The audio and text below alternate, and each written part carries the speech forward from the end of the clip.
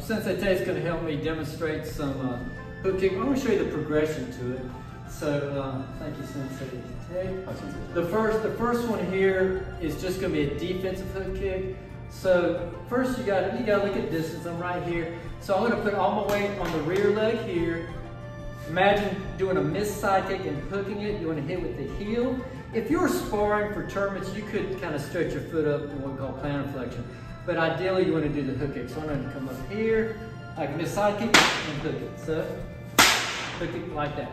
Now, offensive front-legged hook kick is going to be back here.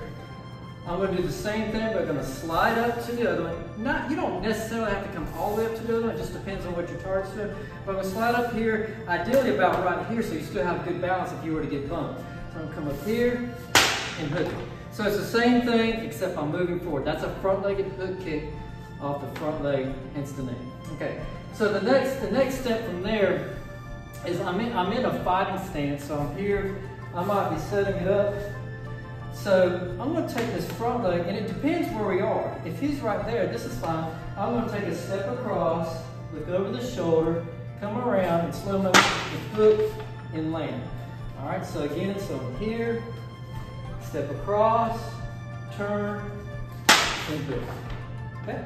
Now, if I were to do going forward type to get a little momentum, I might set it up with different things like round kicks or front kicks. So for example, just keep the, yeah, that is fine right there. Okay, that's fine. So in a real fight stuff, I might be doing a front kick, whatever. I might even switch and do different combinations. I might even do a round kick to set it up. But in this situation here, I'm just going to take my rear leg and skip that, which you could do to set up with the kicks. I'm going to step across. Imagine a hook kick reverse. I'm coming here, an imaginary straight line here, or I could stop at a point that I need to do the spin. So this depends on where you're targeting. So I'm here, turn, and hook. Okay? So that's the way to make some distance here. So again, here, I'm going to step across here, and hook. All right, now let's say we wanted to be in close quarter combat. I'm here, a jump hook right here. The beginner stage is just go from a side stance here. I'm going to jump up and hook like that. And I can't do these in slow motion because I'm jumping. So I want to progress.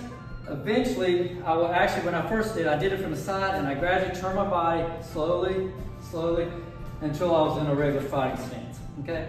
Now, once you're in a regular fighting stance and I'm fighting and setting up, I'm going to jump up in the air, turn my body, and then do the hook. So I'm going to jump up and hook. And unfortunately, I'm sorry I can't do that in slow motion, but basically you got to turn your whole body. Once I'm here, it's like a missed side kick and hook. Okay? Thank you, Ted. Thank you.